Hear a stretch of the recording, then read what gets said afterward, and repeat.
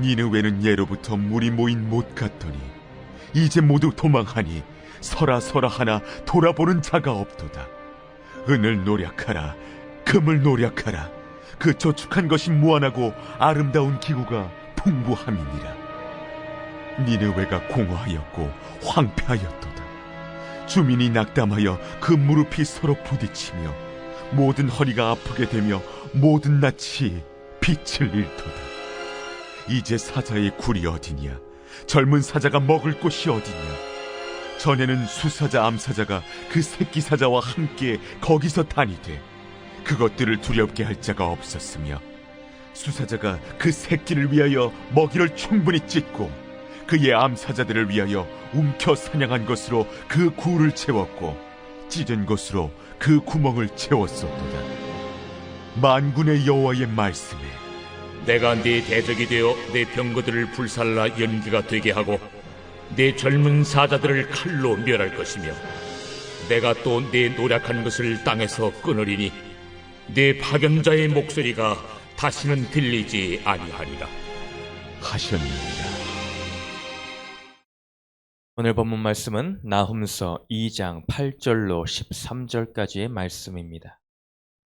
돌아보는 자가 없도다 라는 제목으로 함께 말씀을 나누도록 하겠습니다.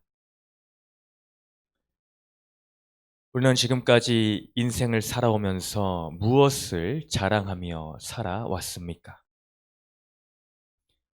어떤 사람은 자식 자랑을 시작하면 1시간도 2시간도 끊임없이 그 자랑을 이어가는 것을 봅니다. 내가 좋은 직장에 다녔던 것을 자랑하고, 내가 돈을 많이 번 것들을 자랑하며 건강을 자랑을 합니다. 내가 지금까지 이 세상의 자랑거리를 자랑하며 살아왔는데 그 결과 어떠합니까? 그 모든 것들을 지켜보니 진짜 자랑할 만한 것들이었습니까?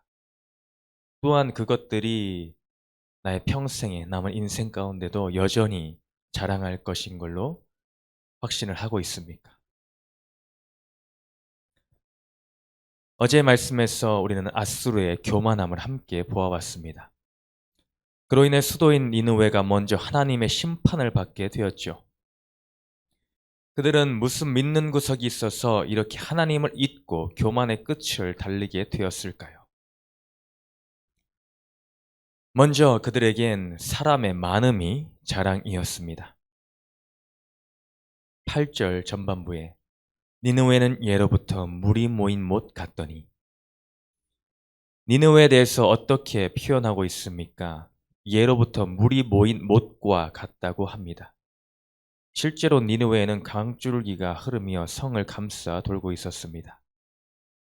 큰 문명들이 강줄기를 통해 일어났듯이 물은 그만큼 중요한 역할을 하였습니다. 이 물이 풍요를 상징하는 면도 있겠으나 비유적으로 물줄기가 모이는 것과 같이 수많은 사람들이 큰 성 니느웨에 있었음을 나타내고 있습니다. 지금도 한 도시에 힘이 있으려면 인구수가 중요합니다. 사람이 많으면 많을수록 그 힘은 강해지게 마련이지요. 전쟁을 할 때도 지금은 첨단 무기를 얼마나 소유하였고 기술력이 어떠한가가 승패에 많은 비중을 차지하게 되었으나, 고대 시대에는 어찌되었든 사람의 숫자가 중요합니다. 전술 중에 최고는 인의 전술인 것이지요. 또한 사람이 많아야 경제도 발전을 하고 많은 인재들도 나오지 않겠습니까? 그만큼 인적 자원이 있었다는 것이죠. 이렇듯 그들에겐 사람의 많음이 자랑이 되었습니다. 그러나 8절 후반절에 이제 모두 도망하니 서라 서라 하나 돌아보는 자가 없도다. 그러나 이제 어떻습니까? 니느웨의 모습은 그와 전과는 다릅니다.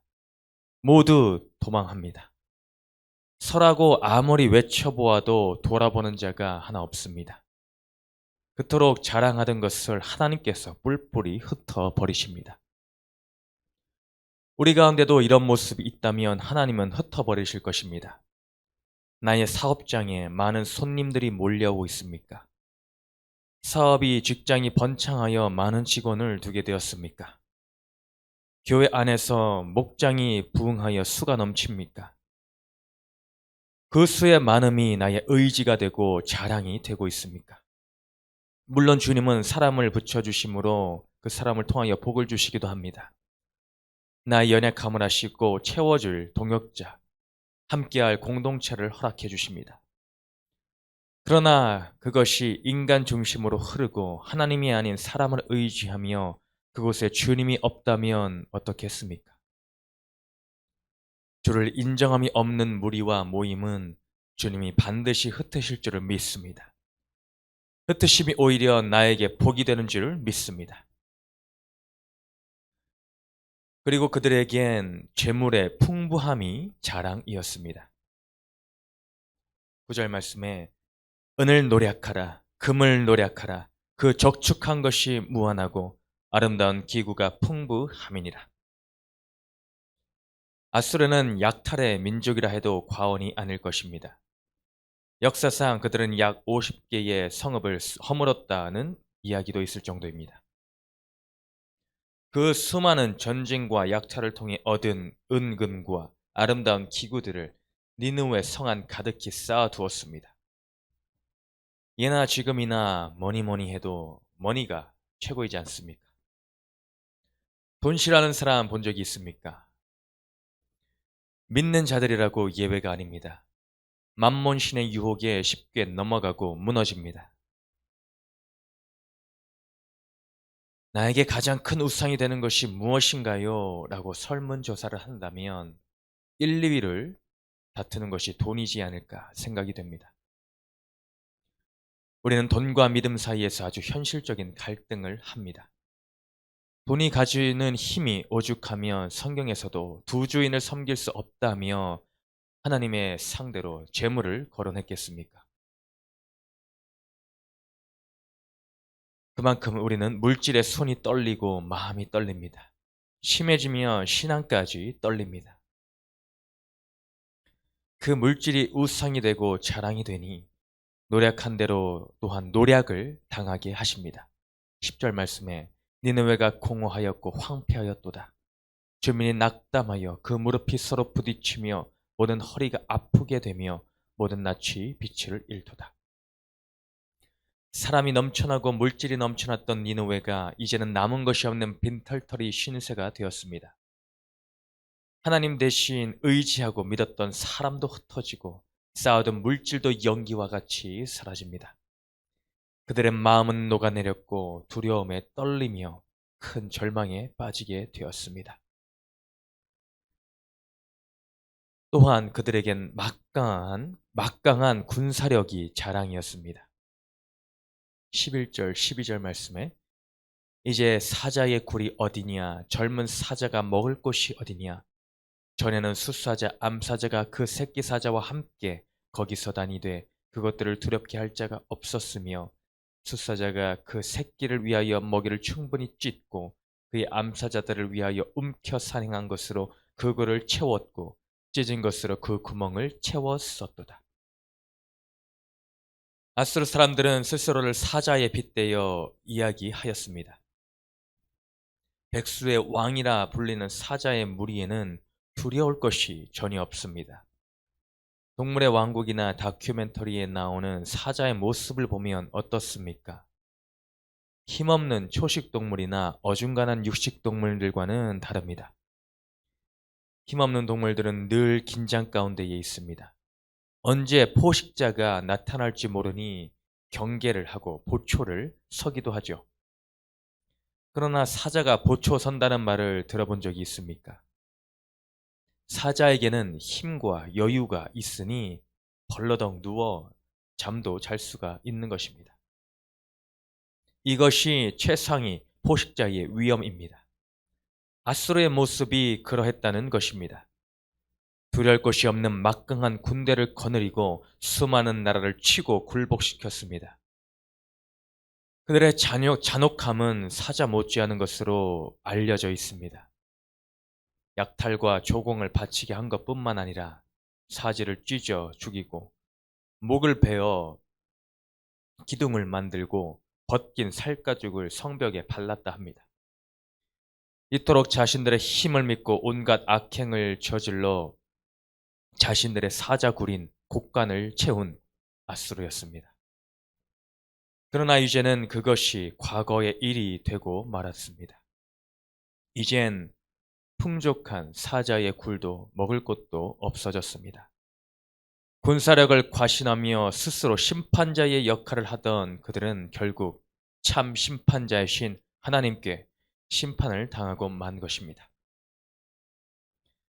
내 안에는 강한 힘과 권세를 가지려는 욕심이 있지는 않나 잘 살펴봅시다. 권위주의에 빠져 다른 사람을 내 발 아래 두려 하고 그것을 이용하여 내 이익을 취하려 하고 있지는 않습니까? 우리는 예수님의 모습을 닮아가야 합니다. 주님은 세상 권세로 군림하려 하시지 않았습니다. 주님이 보여주신 것은 자기 자신을 비우셔서 섬김의 종으로 오신 것입니다. 낮아지고 또 낮아지셨습니다. 내 힘을 자랑하며 스스로 높아지려 하면 아스루와 같이 철저히 낮아질 수밖에 없습니다. 그러나 내 스스로 낮아질 때 우리 하나님은 우리를 높여주실 줄을 믿습니다. 스스로를 높이는 것과 하나님이 높여주시는 것, 무엇을 선택해야 하겠습니까? 겸손함으로 섬김의 자리에 거하는 우리 세계비전 공동체가 되어야 할 줄을 믿습니다. 아수르는 이와 같은 자신들의 자랑거리로 인해 교만하여졌습니다. 그러므로 그들은 어찌 되었습니까? 13절 말씀에 만군의 여호와의 말씀에 내가 네 대적이 되어 네 병거들을 불살라 연기가 되게 하고 네 젊은 사자들을 칼로 멸할 것이며 내가 또 네 노력한 것을 땅에서 끊으리니 네 파견자의 목소리가 다시는 들리지 아니하리라 하셨느니라. 여호와 하나님이 직접 말씀을 하십니다. 내가 너 아수르의 대적이 되었다 하십니다. 상상해 보십시오. 이 얼마나 끔찍한 일입니까? 아수르는 바벨론과 메대의 연합군이 대적인 줄로 알고 있는데 사실 만군의 여호와를 대적으로 돌려버린 것입니다. 연합군의 위용으로만으로도 벌벌 떨리는데 고작 그것이 전부가 아니라는 것입니다. 그들은 하나님을 대적으로 돌리는 결코 해서는 안 될 일을 저지르고 만 것입니다.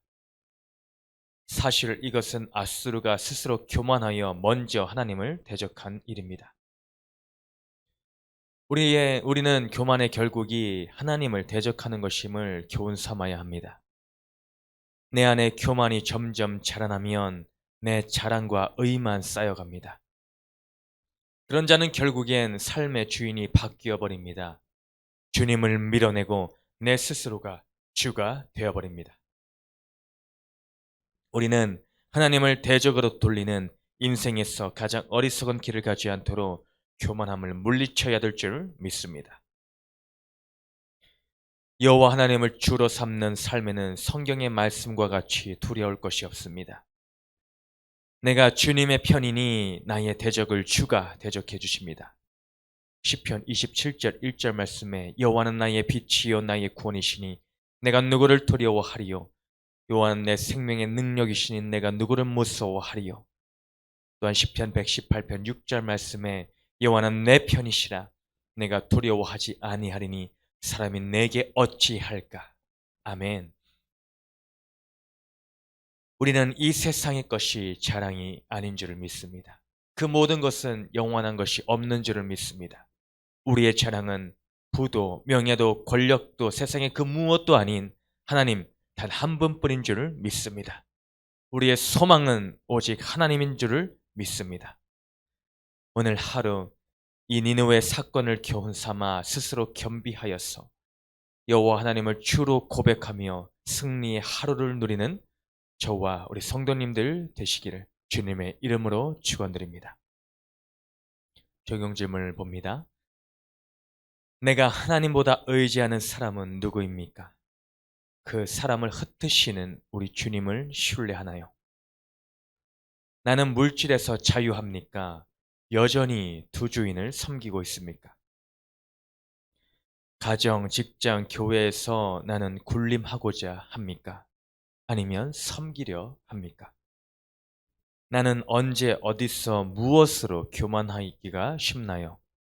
그것이 주를 대적하는 일임이 인정되나요? 함께 기도하겠습니다. 사랑과 은혜의 준 아버지 감사드립니다. 나의 삶 가운데는 여전히 눈에 보이는 것들로 마치 내 것인 양 그것을 자랑 삼아 살 때가 너무나 많음을 주님 이 시간 고백합니다. 돈이 나의 우상이 되어 자랑거리가 되고 또한 내 속에는 권력이 권세가 자랑거리가 되어 그것으로 스스로 교만하여지는 모습을 발견합니다. 주님, 그러나 그 모든 교만함의 결국이 주님을 대적하는 일임을 이 시간 니느웨 사건을 통하여 깨닫게 해주심에 감사드립니다. 주님, 이제는 내가 내 안에 세상의 헛된 것을 자랑을 삼는 교만함을 끊어버리며 그것들을 대적하며 물리치며 만군의 여호와 하나님 오직 주님만을 내 편 삼아 나의 주인 삼아 그것을 나의 힘과 능력 삼아 주님 날아가는 그날까지 영원토록 주님 한 분만으로 나의 소망 삼는 우리의 삶의 모습 되게 하여 주시옵소서. 오늘 하루의 삶도 그것이 나의 고백이 될 줄을 믿고 감사를 드리며 사랑이 많으신 예수님의 이름으로 감사 기도드렸습니다. 아멘.